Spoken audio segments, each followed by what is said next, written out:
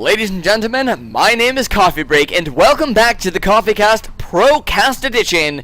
Game number 4, I believe now, between WhiteRa and EmpireBeastyQT. And you know what? At the rate I'm going, I might just end up casting the whole series. That was not the original intent, but I mean, I'm on the 4th game of a maximum of 9. I mean, maximum, I'm almost there. I won't say how many games are in the series for those of you who did not watch the series. On the top left-hand side, on Antigua Shipyard, about the 11 o'clock position, we are going to be having our red Protoss player, WhiteRa, who has done pretty much 1 base all-ins of some sort here. And done quite a bit of damage, done quite well apparently, because he is currently 3-0. Bottom right hand side on Antigua Shipyard, cross spawn positions, which are forced pretty much on every version of this map now, I believe. We're going to be having EmpireBeastyQT as our blue Terran position, 5 o'clock position there. And I chose this map next because I feel Antigua Shipyard has a little bit of Terran favor to it. Not saying that it's imbalanced, but there are plenty of places to drop, especially if you manage to get up to 3 bases. You know, you have the back here, ledge, a little ledge there to do a flanking maneuver here. 3rd base, just drop Haven coming in from the south side, or breaking down these rocks. I feel like there's a lot of bio potential coming out of Terrans on this map. That being said, if WhiteRa kills BeastyQT before he can get up to that drop potential, well, that could be a different story. Those dropships are very, very fast now with the emergency boosters that are used and everything but emergencies, as it seems, as they are constantly being used on this, well, pretty much in HOT. I mean, those medevacs spawn out, load up, boost across the map, and you know, they're pretty much halfway across the map in about a split second. It's pretty ridiculous. Blizzard actually has, I saw a statement that saying that they will actually be looking at that. They're a little bit afraid that it might show some signs of imbalance here, but that's for Blizzard to decide. I'm not going to make any statements on it. Yeah, they're fast, but they can be countered if you're keeping an eye out for them, as always. Apparently, WhiteRa, on his way back with his scouting probe, not going to be laying down a proxy pylon this time, going to be taking gold minerals and taking the watchtower there, and this time going to be a proxy factory out of EmpireBeastyQT, probably for those Hellions there. But one thing I do want to mention is that siege tanks with that tech lab add-on no longer are required to research the siege mode, so a few proxy siege tanks there could actually do quite a bit of damage there. Tech lab going to be going down on the barracks, probably going to be getting stim out fairly quickly. Maybe I'm guessing it's going to be a stim marine hellbat push, if you will allow me to guess here.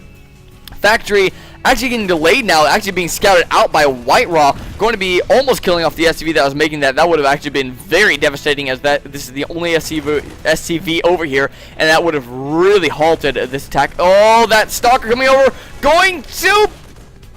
Oh, he couldn't quite get to the SCV. The factory is actually finished, lifted off, and is going to be landed into WhiteRa's base. That factory is going to take so long to be able to kill off here, and another stalker going to be warping in, trying to take care of that. That's going to be making Widow Mines, proxy Widow Mines in WhiteRa's base here. This could actually be a very, very devastating for WhiteRa if that gets over near his mineral line.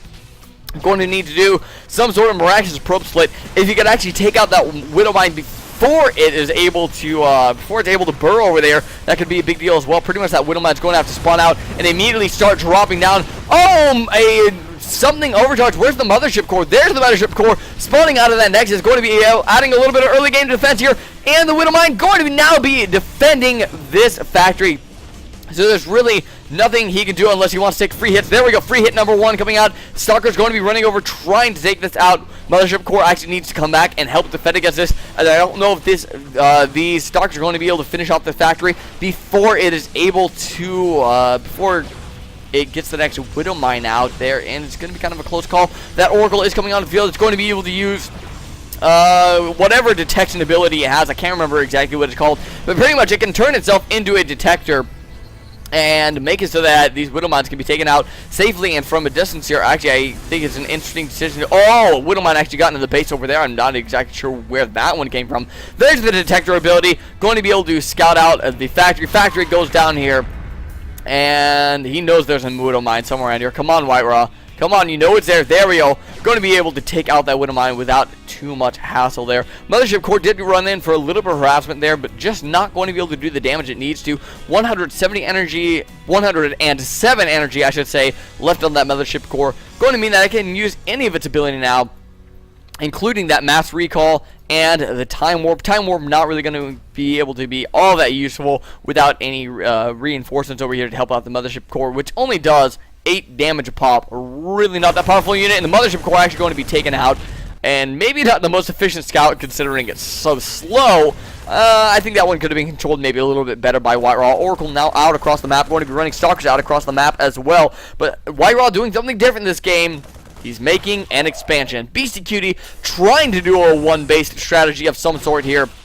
Not going to work out all that well for him, unfortunately for him. A huge Bioforce here, though. WhiteRa going to need to be extremely careful. And really, another Oracle Tomb on the map might be the best decision for him right now versus these Marines. The Marines do fall once again in 2 shots, 3 once that combat shield does pop out from the Oracle here. So, I really feel like that's WhiteRa's best chance of surviving right now and not doing any sort of harassment. This Oracle actually going to fall to the missile turret.